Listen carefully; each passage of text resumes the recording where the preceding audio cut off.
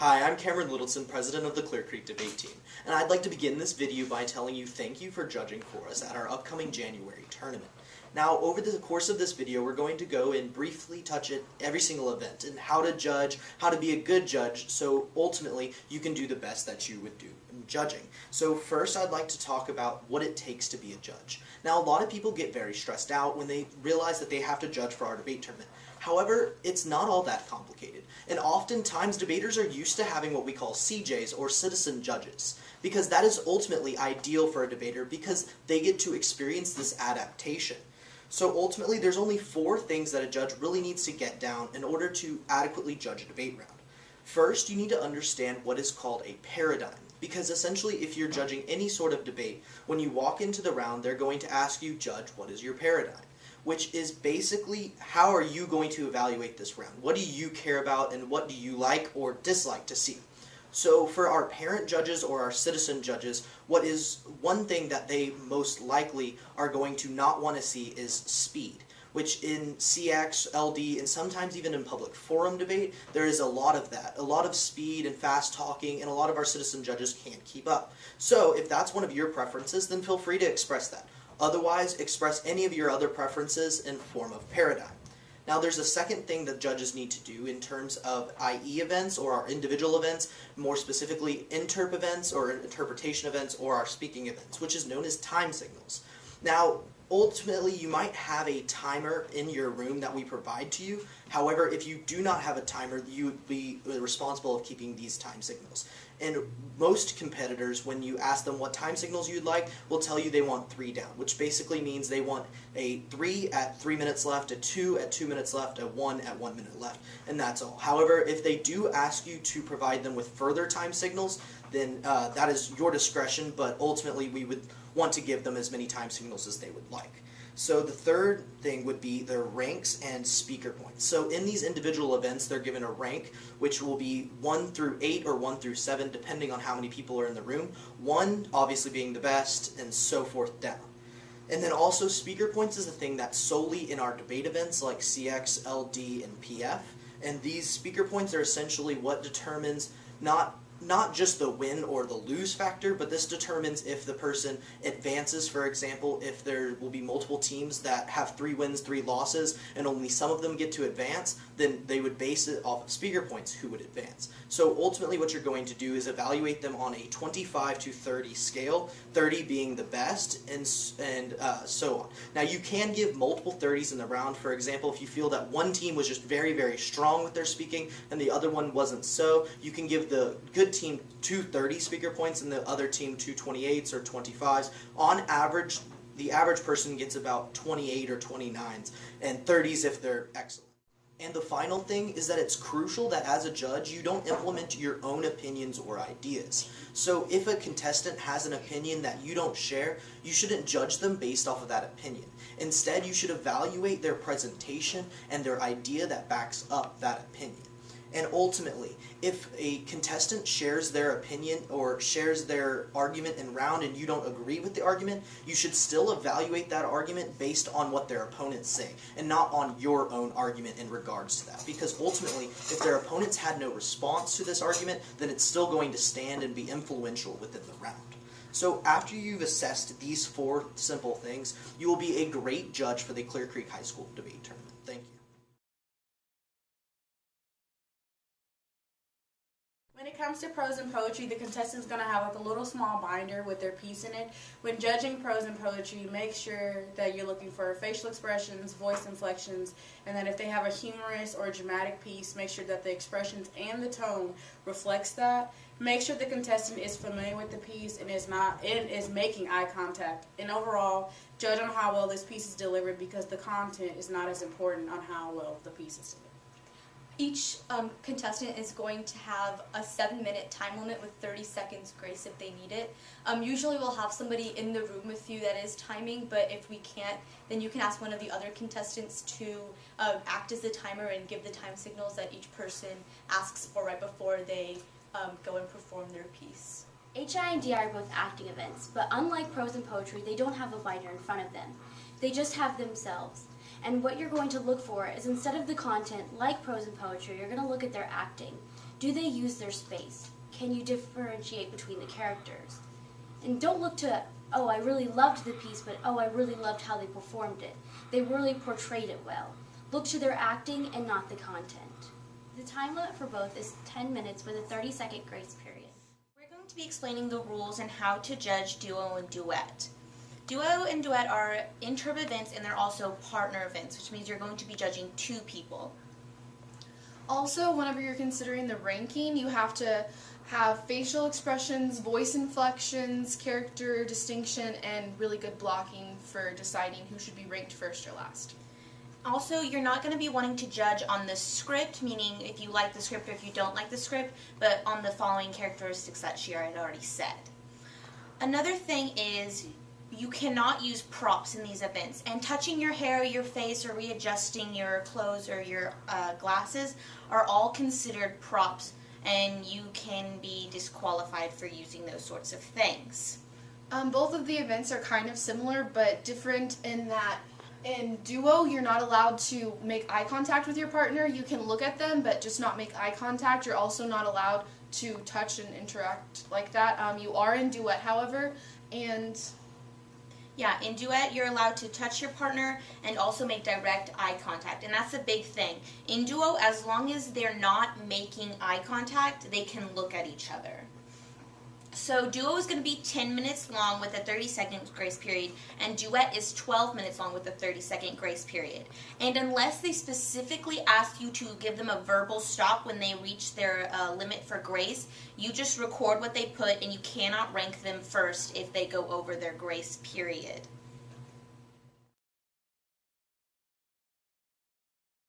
Extemp is a speaking event about current issues. Domestic extemp is about domestic issues. Foreign extemp is about global issues, and novice is a combination of both. The event should be judged based on the content of the speech as well as different aspects of the delivery such as eye contact, fluency, and clarity. The time limit is 7 minutes with a 30-second grace period. It should include sources or supporting materials. Most speeches will typically have an introduction followed by 3 main points and then a conclusion. Remember, students only have 30 minutes to prepare their speech, so keep that in mind when judging the round. Now on to impromptu. Participants will draw 3 topics, but only choose one to talk about. They will get a total of 7 minutes to prepare and deliver a speech. They can divide this time however they would like. Most participants take 2 minutes to prepare and 5 minutes to speak. Judges should look for the quality of the speech and its delivery. Original oratory, otherwise known as OO, is a 10-minute speech written by the individual delivering it. When judging OO, watch for fluency breaks. The fewer, the better. Also, take note of their eye contact and hand gestures. They should look natural and not forced or awkward. The participants should be speaking to you and shouldn't sound robotic. They should also have a voice appropriate for their piece and facial expressions to match. Walk into the round with an open mind. If the speaker says something you don't agree with, you shouldn't automatically down them. If they justify their argument, you should judge them according to their delivery. Hi, I'm Megan, and I'm going to be explaining public forum, or as we like to call it, PF. So the purpose of PF is to be able so that anyone can judge it. It's supposed to be the most accessible debate. That means that anyone who walks into the room is qualified to judge, and that the people who are competing should adjust their speaking and their style to you. So you should feel entirely comfortable in a public forum room. But it does not mean that the best speaker wins necessarily. So how you judge a PF round is you should go off of the persuasiveness and logic of these arguments. A speaker who is the better speaker can still lose if they don't have as logical of an argument, and this is called a low point win. So you should feel entirely comfortable doing this if you judge that that's necessary. So when the 2 competitors walk into the round, both teams will flip a coin, and this will decide either who's going pro or con, or who's speaking first or second. After the teams have decided this and told you where to write these names down, they'll begin the round, first with 2 4-minute constructive speeches. Typically, teams will read their case in these speeches. After that, the 2 first speakers who read the cases will stand up and have a 3-minute crossfire. In this crossfire, it's up to the judge's discretion if they deduct speaker points for rudeness. After that crossfire, there'll be 2 4-minute rebuttals by the second speaker, and again, another 3-minute crossfire from the 2 second speakers. Finally, there's a 2-minute summary speech by the first speakers again, another 3-minute crossfire, this time with all of the competitors, and then a final 2-minute final focus with the 2 second speakers. So the teammates will just go by this order, and that's how they'll present their arguments to you, and that's what you should judge the round off of. Lincoln-Douglas debate, or LD, is a single-person value ethics debate. The current topic is resolved: just governments ought to require that employers pay a living wage. Debaters should know what side they're arguing when they get to the room. And the debater that agrees with the resolution will speak first. There'll be a 6-minute speech called an affirmative constructive, and then there'll be a 3-minute questioning period. Then the other debater will give a 7-minute negative constructive, and then another 3-minute questioning period. During these constructive speeches, debaters will establish a framework. This is where the ethics comes in. The framework consists of a value and a criterion, which tells you what that debater thinks is important and how their side achieves that. The most important thing is that the framework shouldn't win the debater the round. If the negative debater convinces you that we should value morality over justice, that's not enough. They need to prove why negating the resolution is more moral than affirming, and vice versa. If justice is more important than morality, the debater should tell you why their side is more just. These arguments generally come in the form of contentions, which come after the framework during the speech. Next, the affirmative debater gives a 4-minute rebuttal addressing the negative's constructive. The negative debater's second and last speech is next. It should be 6 minutes long and should address the previous speeches. The last speech is given by the first debater to sum up the round, and it's only 3 minutes long. During the final 2 speeches, the debaters shouldn't make any new arguments, which means they shouldn't bring up entirely new points. They should only argue about points that have already been brought up. You're strongly encouraged to bring paper and a writing utensil with you to judge, because writing down arguments makes it easier to keep track of which points are consistently addressed and which points aren't talked about. By the end of the round, each side should have given you a framework which tells you what matters, and then multiple arguments which tells you why their side of the debate achieves what matters. The affirmative can still win if they lose their framework, and the negatives can still win if they prove the affirmative wrong without providing alternatives. When deciding a winner, remember that it's important to make your decision based on what was said during the debate, not based on outside information. That way, the ballot reflects how the debaters did, not how much you know about the topic. Unless you explicitly tell the debaters that you don't want to vote for non-traditional arguments, you may encounter cases that don't follow the traditional value criterion contention structure, and that's okay. The debaters should make an effort to make their arguments easy to understand. So if you buy the argument, if it makes sense, and if it gives you a reason to affirm or negate the resolution, and their opponent doesn't sufficiently address it, there's no reason they shouldn't win. However, if an argument is overly technical, difficult to understand, or unfair, that might be a reason not to vote for that debater. Last but not least, LD debaters can speak pretty quickly, and unless you've judged before, it's very likely that your definition of fast isn't going to be the debater's definition of fast. Because it's imperative that the judges can hear and understand the speeches that they're judging, don't be afraid to tell the debaters to slow down. If a debater still speaks too quickly or speaks unclearly, the standard procedure is for the judge to say clear once or twice, and then begin docking speaker points if the debater doesn't try to speak more clearly. Have a good time judging LD debate at the Creek Invitational Tournament. CX debate, or cross-examination debate, is a policy-based debate where the affirmative, or pro, would present a policy based on the resolution. The resolution is non-military development of oceans. So they would base a policy that would include development of the oceans around the world. And the negatives, or con, would have to essentially rebut that plan, using anywhere from factually disproving it, proposing their own plan, which would be a counter plan, or critiquing the plan at its whole. So ultimately, when judging CX, you're going to evaluate it based on facts or evidence presented in the round and argumentation. Now, one thing that's great about judging CX is that due to its more lengthy time span, it's actually easier to evaluate the round, because essentially at the end of a CX round, it's going to be a drastic winner. You're going to know who won or lost, whereas judging PF or LD, it can be close. Congress is a unique form of debate when looking in comparison to LD, PF, and CX, because it's not a one-on-one or a two-on-two. Congress is a room full of 12 to 20 people known as a chamber. And their role in the chamber is to essentially act like congressmen and women. That is their job throughout the duration of the round, is to role play.